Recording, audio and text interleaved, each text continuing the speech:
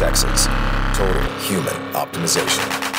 All right, here we are on location with the Onnit Podcast out in sunny Southern California with my man Lewis Howes, and we're going to get right into it. Lewis, how you doing today, my friend? What's up, brother?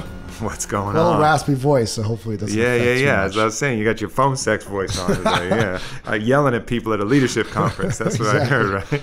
Leadership conference, screaming too loud, and it gets rowdy in those things. Sometimes you need the voice to lead men and women. Exactly. Yes, indeed.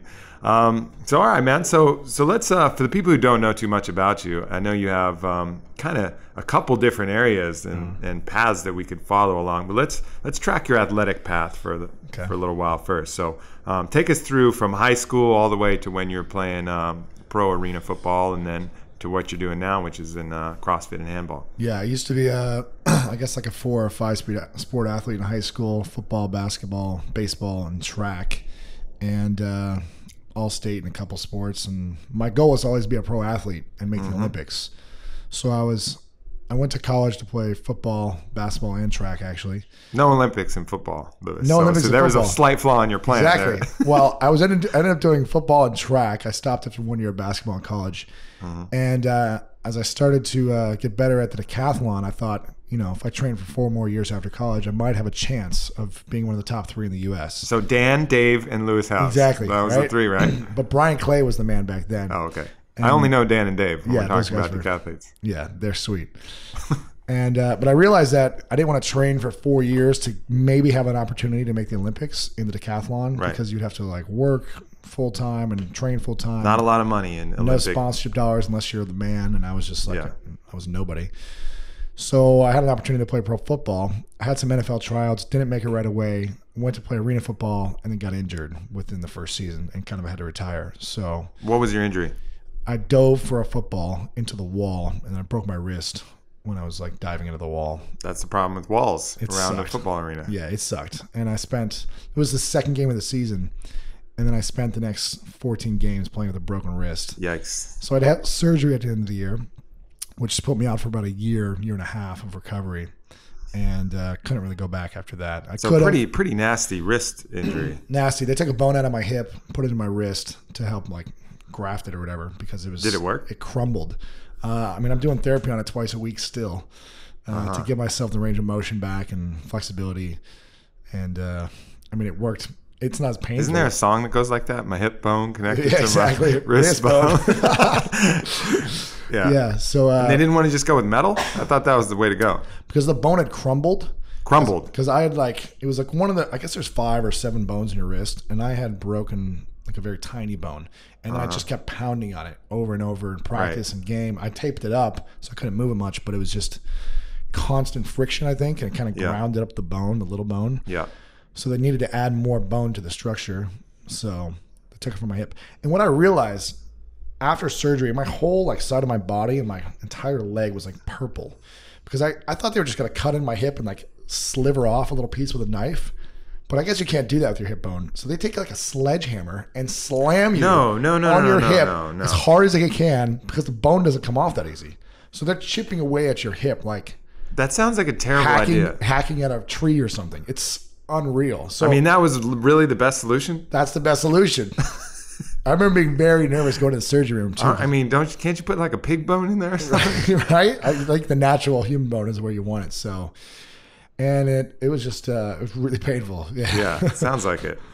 All right, so that ended that, and then but that didn't stop you. Rehab, you went on to. So what are you doing now? Yeah, when I was really depressed for a while. I was sleeping on my sister's couch. I didn't know where I was going to live after that. I didn't have any money coming in, and I couldn't play. So I moved back to my sister's place, and I remember the 2008 Olympics were happening then. I just got my cast off in March, and then the Summer Olympics were July or August. And I was still recovering. I had to do rehab and everything for the next six months. And I was like, am I ever going to play sports at an elite level ever again? I was like, I thought I wasn't. Until I saw in the Olympics team handball for the first time in my life. Yep.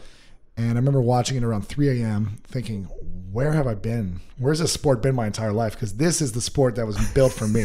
This is the one for you. And now most people who just heard you say that, team handball, they're going back to their playground days. Yes. They're talking about whacking a ball against the wall, Yes. something like that, maybe some form of dodgeball. Not quite exactly like that. Why don't you describe what team handball is? Team handball is very popular in Europe, and it's basically water polo on a basketball court, a big basketball court. Yep.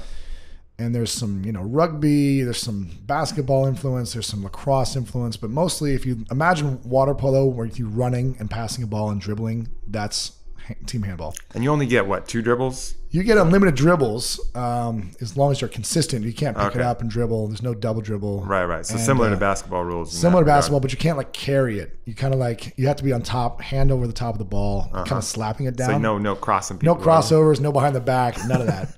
So Allen Iverson would not be a good candidate. No. So it's much more passing. Right. You almost don't want to dribble. If you can just pass around the whole time and run really fast, that's the way to do it. And it's kind of like there's a 3-point line. If you want to imagine it's a 6-meter line, but it looks like a 3-point line where you have to shoot behind, shoot into a goal.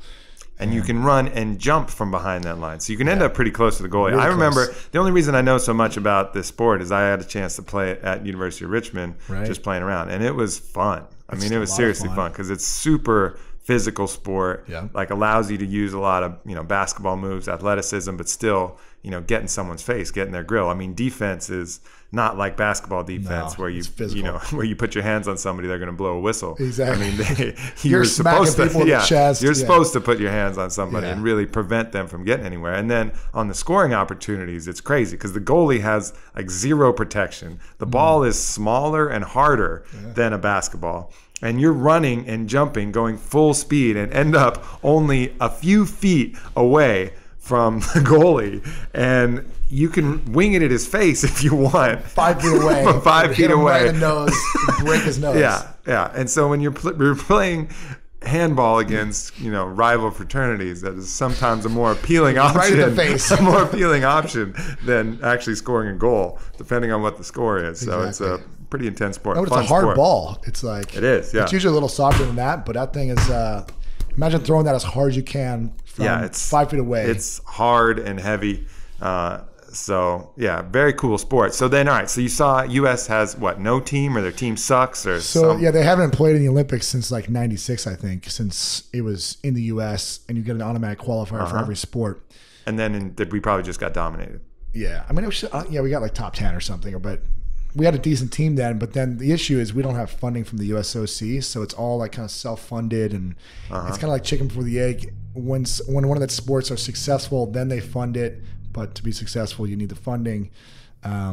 So it's been a challenge ever since then to really. So what are you guys going to do? Come out with a Men of Handball calendar? Exactly. Now, I'm actually trying to raise funds right now for it, and Men of Handball calendar. Our audience isn't going to help you out. We're mostly dudes, but we'll find some ways that. There's a women of handball too. We could just get them. Women of handball. Yeah. Come on now. Now you're just talking nonsense. There's no women's handball team, is there? There is. Yeah, U.S. women's handball team. And are they gnarly or are they like? We should get Whit doing it. Yeah, they're good. Just for the calendar, at least. Just for the calendar, exactly. She may only play one play, but we'll get her into the calendar. Yeah. Sell some calendars. Yeah, but I saw it on TV during the Olympics and was just like, I need to learn the sport. At the time, I was completely broke, living off 3 credit cards and on my sister's couch in 2008. And I remember telling myself, I searched around to see if there was a team in Ohio. There was no team. It was only the major cities in the U.S. because it's an amateur sport here. There's no professional league in the U.S. And I remember thinking, when I make enough money to live comfortably in New York City, I'm going to move there and learn this sport from the best team in the country.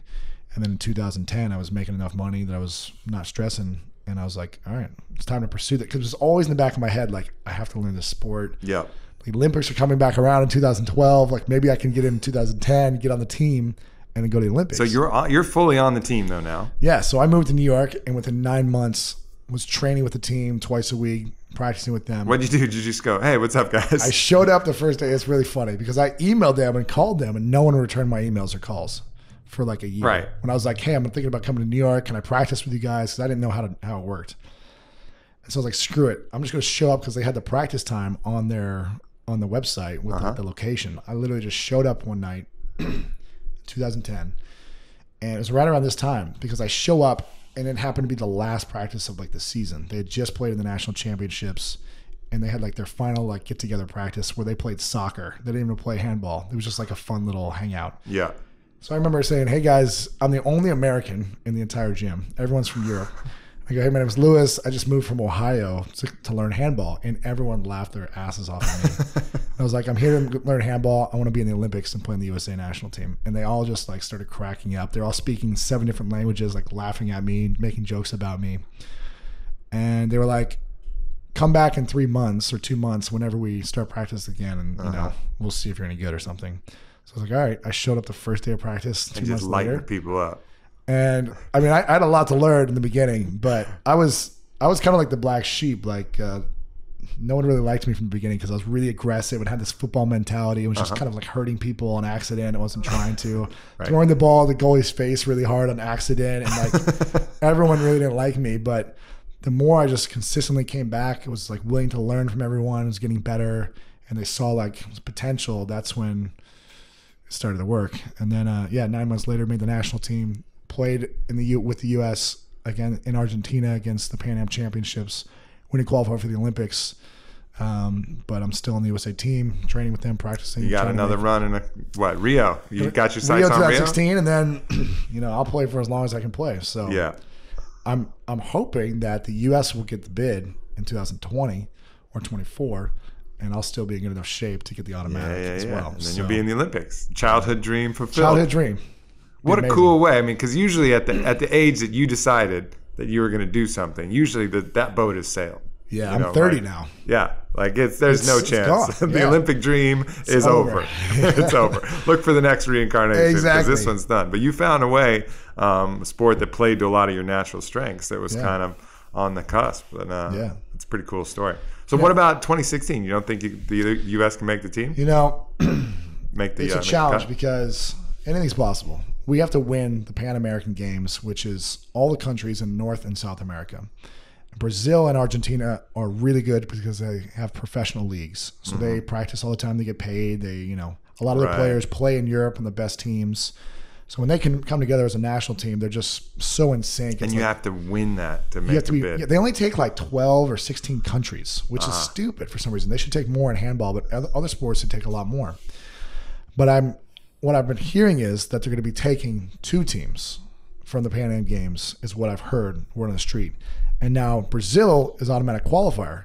So they'll take Brazil automatically, then 2 more teams, I believe. So if we can beat a couple like Chile or Argentina and get in that 1, 2, 3 spot, there might be a way for us to slip in there. All right. So we'll have to keep an eye on that. I'm helping to try to raise some money for the USA Team Handball Club. Getting sponsors and things like that, and try to see if we can bring us together more and practice more together, because we never practice together. That's important, practicing. Yeah, so they get us together 5 days, 7 days before a tournament, an international tournament, and expect us to be able to play together with a week's training when everyone else is training together for months. Huh. And it's tricky. It's a shame that there isn't like a league, even if it was like a really serious, semi-pro league. Just the sport's not popular enough to draw the people, and it's a fun sport too. It could be. It could be popular.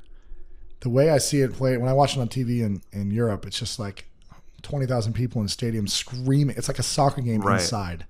And no real collegiate support of it either, huh? Very little. There's like a collegiate national championships, but it's only like 20 schools played, like in college. Something like that. Yeah.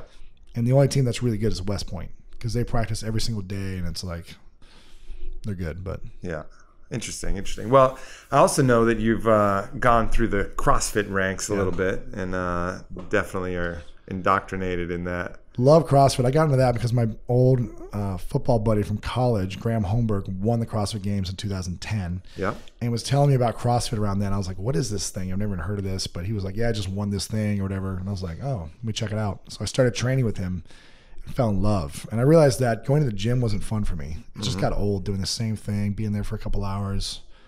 I needed competition. Yep. Yeah, I needed competition, something to change it up every single day, something I didn't have to think about, but show up and just get beat up.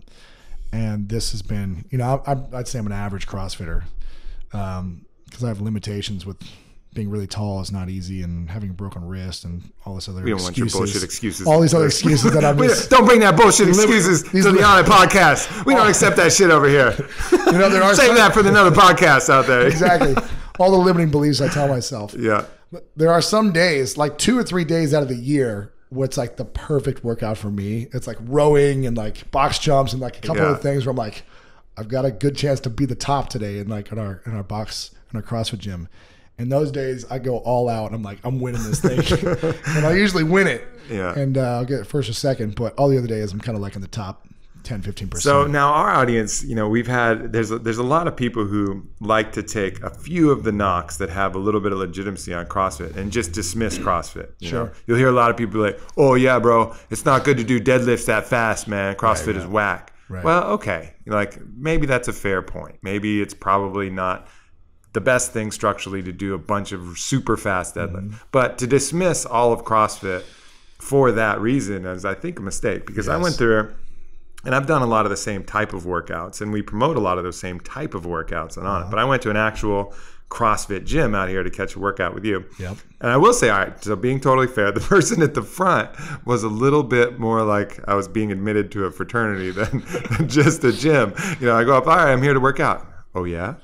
How long have you done CrossFit for? Right. What's your CrossFit experience? Like, I don't know. I've worked out and shit. I'm just gonna work out. That is to make sure you're safe, because they don't let people come in if they've never done it before. Yeah. Because they want to make sure you go through a month-long training of the exercise, the movements. Learn how to do what you got to do. So you don't hurt yourself. And that's reasonable, because that is the risk. Otherwise, what people say. You're just gonna hurt yourself. Right. And then, but man, so we got into it and we just did, kind of our own thing, put our workout up on the board. It was off the time from the normal, when the normal heathens were coming in. So when we did a workout together, it was only like 4 or 5 exercises. We did rowing, we did kettlebells, box jumps, and pull-ups or something. No, toes to the bar. Yeah, that was it. We did like 3 or 4 rounds, right? Right. And we were gassed. And it was like a 16-minute workout, we were toast. And we were just killed. And it was fun. You have a finite amount of stuff to do. You have a time and you have competition. Yes. I know you got off to an early lead on me, but then in the push-ups, you were dying. I think I barely beat you, right? A few seconds or something. So we ended up closing the gap in the end, but it was a fun process to do that. And I can imagine that the more people you get involved, it's just a really interesting and cool way to get your workout. And it's highly effective too. It's a blast. And the way I talk about it, when people always say their concerns, I say, you got to have a lot of common sense going in there. I'm a really competitive guy, but I tone it back a lot. Yeah. Because I've tweaked my back a couple times. I'm just like, you don't want to do that. Has she done it too? No. Well, I was pointing that right there to Whitney Miller, who's just a go balls to the wall in any circumstance, no matter what. Never temper her fury in anything kind of person. And when you get injured, you've got to, though. Yeah. So she gets an injury about once every 2 weeks. Exactly. That's kind of her injury schedule. It's about once every 2 weeks. Yeah, but in between, she's going hard. She's working hard. I think 80-90% of a CrossFit workout, you're still going really hard. Yeah. And you're going to get an amazing workout. You're going to end up pushing yourself to the very end anyways. It's just a matter of how soon you get there. Yeah. You have to pace a little bit. And in doing that, you can really protect yourself and be safe. Exactly. And when I talk about CrossFit, I always encourage people to have the coaches at the gym. I always ask them, like, is my form good? Will you watch me? Because if you got 10 or 20 people in there and you don't ask them, they may look at other people's form while you're doing the workout. So I just say stay smart, work hard, but really focus on form over speed. Yeah, it's important. And start with really lightweight. Like, don't try to crush it. Don't be a hero. Don't be a hero. Wait until you're like, I don't know. Actually a hero. Yeah. Yeah, to be a hero. And even then, don't be a hero when you're a hero. Don't be a superhero. Exactly. When you're a hero, don't be a superhero. Exactly. Yeah, no, that's good advice all across the board for sure. Yeah. All right, so that kind of covers that athletic track of your life, but you also have a very interesting track in online and social marketing a bit. So how'd you get all involved in that sphere? When I was sleeping on my sister's couch, injured after football, I was trying to figure out how am I going to make money? How am I going to have a living? And actually, originally it was how am I going to provide to eat and sleep on my own and not rely on my sister? And again, this is back in 2008. And one of my mentors was like, why don't you check out LinkedIn.com? It's this new up-and-coming website for business professionals. So first of all, I'm going to stop you right there because you said something interesting. One of my mentors. Yeah. Now, there's so many people out there who do not have a mentor. And like, what mentor? What do you mean? So how did you even get that philosophy to have a mentor? Did it kind of just happen, or was it something you looked for? Tell us about that kind of relationship, because I think I've had a few mentors and they've been incredibly important in my life. Yeah.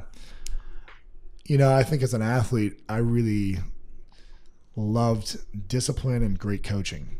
And so I yearned for that at an early age. Mm-hmm. I knew I had like this raw talent, but I didn't know how to make it great. And when I found someone who could really teach me the basics and the fundamentals and learning about philosophy and strategy, I like soaked it up like a sponge. And I applied that through, in school, sports, everything. And after football was done, I was reaching out to previous mentors, coaches, mm-hmm. and saying, what should I do? And luckily I had a guy who used to be the CEO, the headmaster of my university, who I was really close with. He was an Olympic qualifier in the marathon. He, very athletic mindset, but also had run very successful businesses. And I would always go on a jog with him for like 3 miles, like every couple of weeks at my university, early in the morning in the fields in Illinois, and would just pick his brain about philosophy and life mm-hmm. during this jog, because it was the only time I could get his time. Very smart guy, invented a lot of products, again, successful businesses. And so I would just reach out to him every few months after school in football. And then when I got retired, I would just keep reaching out to him and say, what about this? What relationships? I learned a lot about just what's moral and ethical in decision-making that I was doing. Sure. And gain his insights on just life in general. It's important, yeah, because, our parents will take us to a certain level, but our parents are in our lives not by choice, but it's just by happenstance, by some circumstance of sperm and egg coming together. They're your parents, and so you have some of their genes and you're connected in that way, but a lot of times they don't fit the path that you're going on. So selecting a mentor to take you that next step of the road is crucial. Exactly. And I think having, in another way, that sports are kind of a microcosm and a kind of a testing ground for life itself, is that in sports, you find a good coach and you realize how much better you can be at that sport. Applying that same paradigm, that same mentality, finding a coach in life and in business and seeing how much better you can get if you listen to them is also crucial. I have a coach for everything now. I have literally, or a mentor or coach. What about the bedroom, Lewis? I have a dating coach or a love coach, whatever you want to call it. When in my past relationship, when it was going bad, I was like, I need help. Like, what am I doing wrong? How can I become a better man, or how can I be a better Was it Neil partner? Strauss? Tell me it was Neil Strauss. No, it was not. Oh, that's too bad. But I would talk to him every now and then about stuff, but it was more. I went to his place, side note, I went to his place to go to a radio show, and there was 3 porn stars and like someone else on his show, and it was just a very interesting conversation. So, Neil Strauss is the guy who wrote the book, The Game. Yeah. It's a great read. Very good book. It's actually a book it's more about improving yourself as a person than getting girls. There's a few nasty little tricks in there. but more it's about being a more interesting person. And it applies to not only, getting girls to like you, but just getting human beings to like you, becoming an interesting human being. So I definitely recommend that book. He's an interesting guy. No, but I have a coach. Yeah. So I have a coach for pretty much everything. I've got, a physical trainer that comes here to my place twice a week and works on my body in flexibility, my hips, my ankles, my wrists, shoulders, to help me perform better as a physical human. Mm-hmm. I've got handball coaches. I've got CrossFit coaches. I've got business coaches and mentors and advisors and just partners. I've got one of my mentors is really more of my life coach in a sense, my life mentor. Yeah. And he's the one who started talking to you about LinkedIn, right? Yeah. He told me, he said, check out LinkedIn. I've heard this site helps people. There's like 15 million people on at the time in 2008 or whatever when I got on there. He's like, maybe you can get a job or find some type of opportunity to make money. And so being the naive, ignorant punk that I was, and that just likes to take direction and take lots of action and not think too much, I was on there about 6 hours a day for the next 6 months. Just connecting with people that I wanted to connect with one-on-one, reaching out to them, sending them a personal invitation to connect, messaging them, and setting up meetings and learning about how they got to be successful in the sports world and whatever it may be. And by doing that, I built this large network of people, started connecting them, and started leveraging that to build my business, make money. And about a year and a half, 2 years later, I made my first $1. And once I got that taste. So how was that? How did you make your first $1? What did you do? I started doing a couple of things. I started doing like one-on-one LinkedIn profile makeovers. Probably within like a year, I was doing these profile makeovers because I would connect with them and they'd be like, "Man, your profile looks amazing. Can you like help me with mine? Because it's so bare and I don't know what to do." So again, I was spending all day on there. I had all the free time in the world. So you became an expert. An expert on LinkedIn. A master. Yes. At LinkedIn. And it's not that hard, but I just but spent so much time on there. Yeah, but no one knows how to do it. And I spent all the time on there.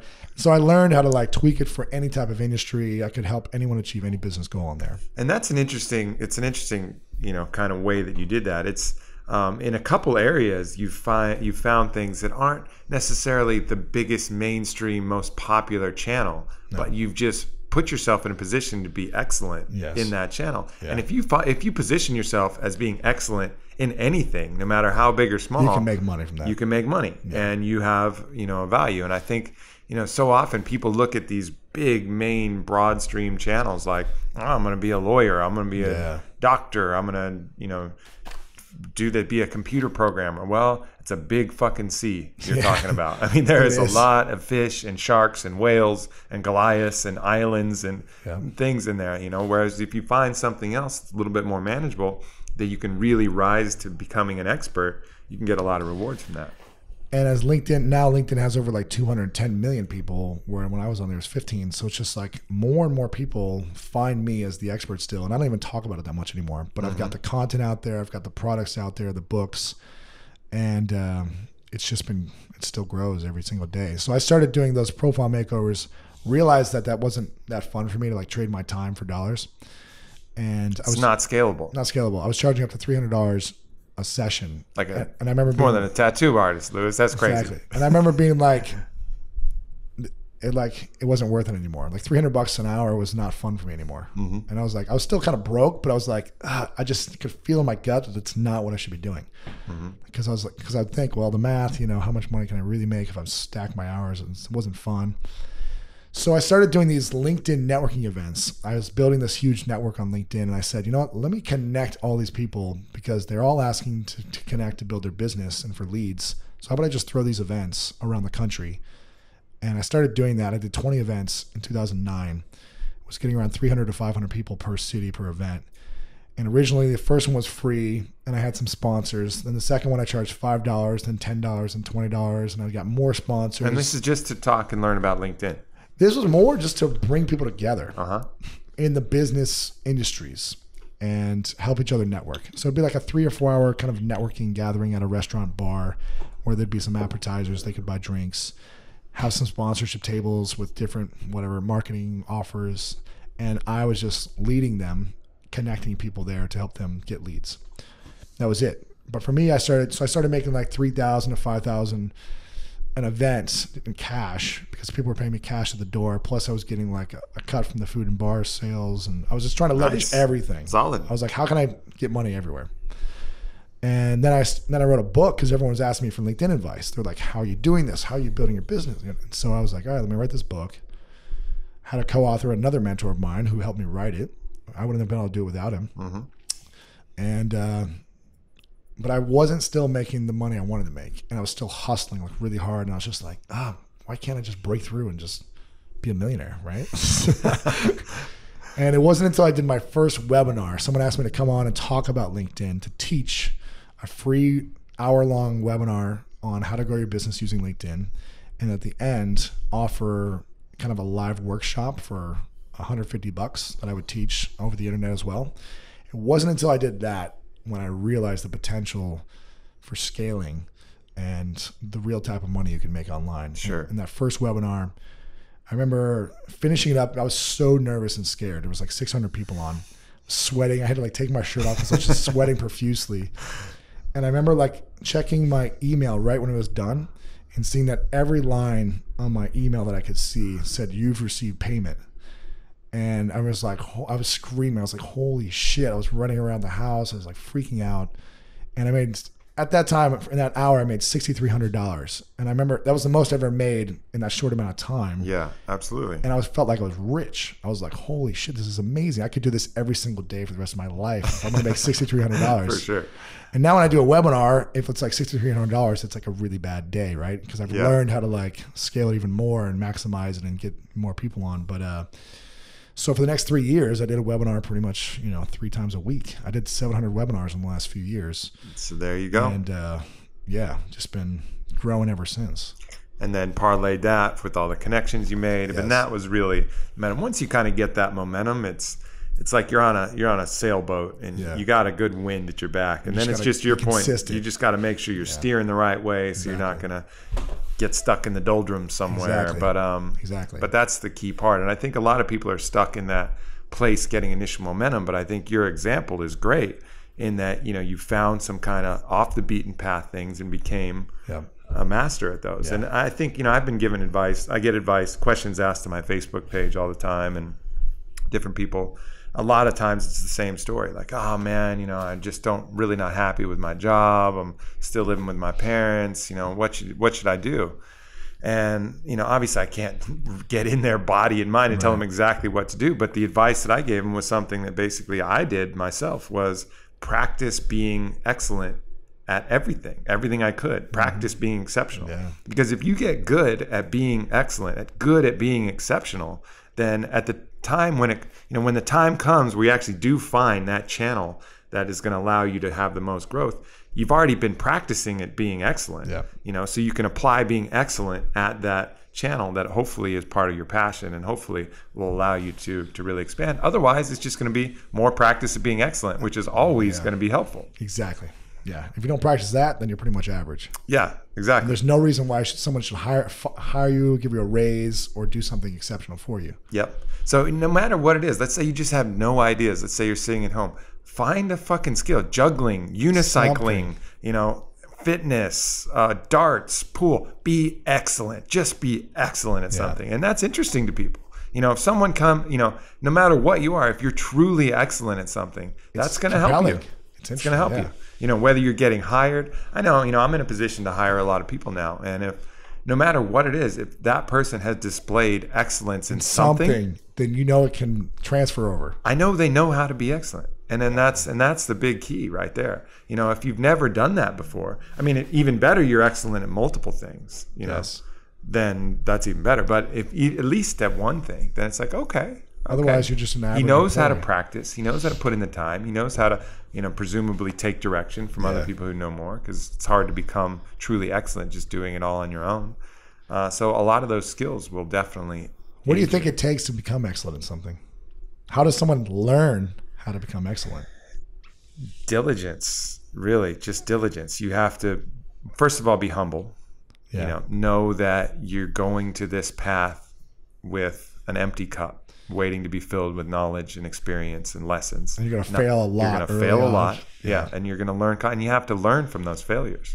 I think even the fighters that I've known that have kind of their careers haven't gone the way they've wanted, it's a lot of times been because their cup was too full, to use that analogy. Basically, they couldn't take on any more knowledge and learning because they thought they were already there. They thought they were already too good.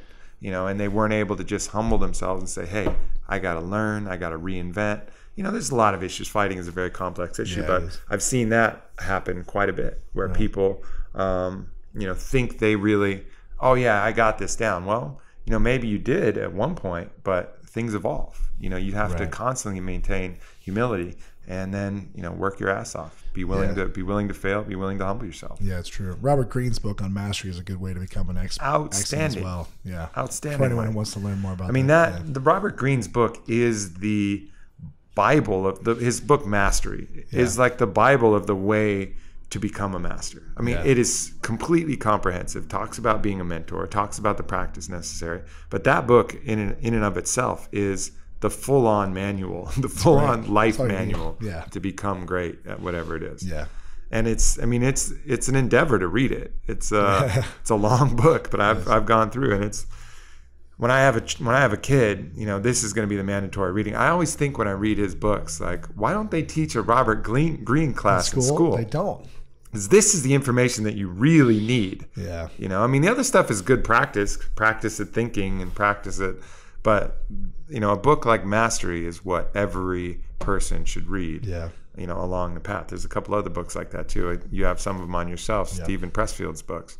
But you combine, you know, Robert Greene's roadmap with Stephen Pressfield's elimination of resistance and his, you know, kind of model for diligence and overcoming your own personal obstacles. And, you know, at that point, it's all on you. You know, if you're not doing it, you got the tools, you got the knowledge there. Take action. Yeah, you really need to take action. Yeah. But yeah, it was a real pleasure meeting him out here. We all had lunch together, and now he's really using Onnit products. He's using Onnit product. Speaking of which, as we wrap this thing up, Lewis, so you haven't been a big supplement guy at all your whole life. Never really got into it. Like I would do creatine like for 3 days and be like, it's not working for me. Right, I never like that. Take like a vitamin C pill every now and then, whatever. Right. But we got you now. Yeah. We finally got the hooks in. You're in. It's like you got to feel comfortable knowing that what you're putting in your body is like good for you. And like when I go to GNC or something, I just don't feel comfortable. Like reading the labels, it's like 60 ingredients. You shouldn't feel comfortable. I don't even know what any of them are. So for me, where did that ingredient grow from? What plant was that from? No clue. And when we first connected and I was researching everything online, because I like to research and make sure I know what I'm doing, I was just like, this looks like it's really good ingredients, like that you really care about what you're putting in each supplement, and everything's tested, proven. And for me, that was like the kicker. It was like, all right, there's a lot of research, the neuroscientists, everyone who's on board, who's tested it, if they believe in it, makes sense. Then and then the next step, if it tastes good, then hey, I'm in. The next step is to try it yourself. So what do you like from the Onnit products? What have you adopted to your lifestyle? The hemp force. I like that a lot. I put that in my smoothie pretty much every time I make one. Yep. A couple scoops.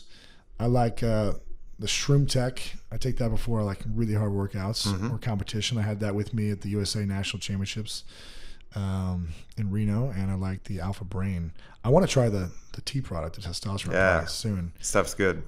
What else do I have in here? I've got a few other stuff in here, I think. I have to think, but no, I think that's. But those are the kind of the core. You hit the main ones, yeah. I want to try the whole packs, because now you guys have the packs with the morning and night. I've been slacking on my promo shipments out to you, haven't I? Yeah. Well, I haven't been asking for them either. So, but I want to try those packs and just like take a pack in the morning, one at night, and just not think. I'm out here, so I'm on this 2-week, West Coast tour, and in my bag, I used to be bottles of this, bottles of that, and I had to set them all up and pour these different things out and make these concoctions. Now it's so easy. I just take the little packet. This is what I brought. I brought, the TPC day. I got the day packs. I got the night packs. I got my Himalayan salt packets. I want to try that salt. You got to salt. You got to try salt. Salt's amazing.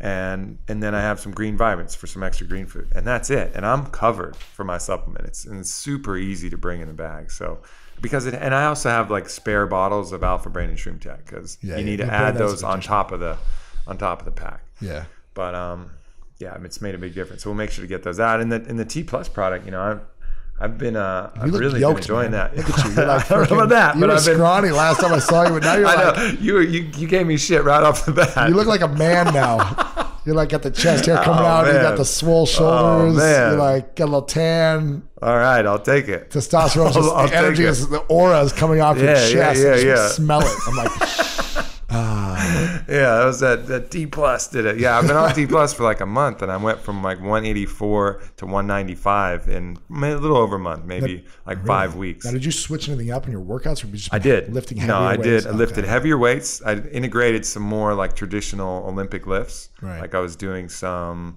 deadlifting, some squatting, back to some bench. Intermixing with all the kettlebells and maces and clubs, but added some heavy traditional Olympic lifts into my routine, and then did the T Plus, and then made sure I was just maintaining consistent protein. I wasn't expecting gains that fast though. I was expecting more like a pound, maybe a pound and a half a week, but I was up over 2 pounds a week. You eating more as well? I mean, I've always been eating, but eating a bit more. I don't know what came first, me eating more or me lifting more and then eating more. Probably. Yeah, I think they kind of went hand in hand. But I found myself at meals being able to crush a little more, crush more food and not be shy about it. I remember like right in the peak of it. I'm a little off the peak right now because we've been traveling and screwing around. But we were making these venison tacos. Oh my god! Yeah, because from the deer you shot. Yeah, from the deer I shot, and they're amazing venison fajitas.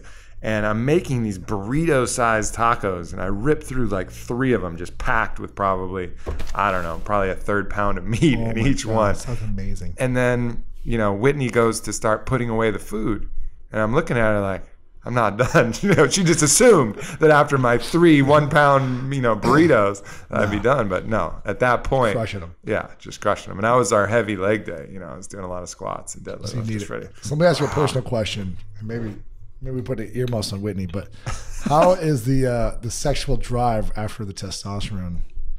Did you feel a difference of like you do sexually, or are you kind of like, it's the same? Well, you wake up like you used to wake up when you were 18 every morning. Really? Yeah, like that's the biggest. You need to ship that over like yesterday. That's the biggest difference. I mean, I think that. How old are you now? 33? 32. 32. Yeah, and.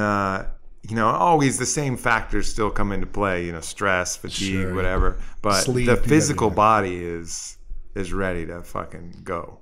Like, absolutely no doubt about it. Dude, send that over. Yeah. How's it been for you? Are you enjoying that? She's getting a thumbs up. She's getting a thumbs up from the side. Good. It's good. If she gave anything but a thumbs up, that would be a problem. Well, Lewis, my man, this has been a pleasure. Certainly. How can people connect with you? How can people find you? I know you got a podcast. I know you got a blog and some other stuff. So let people know where they can reach you. Best place is lewishowes.com. And my podcast is called The School of Greatness. So you can just find it on iTunes or Stitcher. But everything's at. And you've got some great guests on there. You got Tim Ferriss on there, Robert Greene on there, some high-level CrossFit guys, and I got different Sean people. Johnson coming on next week. Very cool. Olympic gold medalist and cover the Wheaties box. So it's gonna keep. We'll have to get her on more than Wheaties now. Now that you know the secret. Well, Yeah. I'm working. All right. Sounds good. Lewis, it's been a pleasure, brother, and we'll definitely have you on again some other time. Appreciate it, brother. Adios.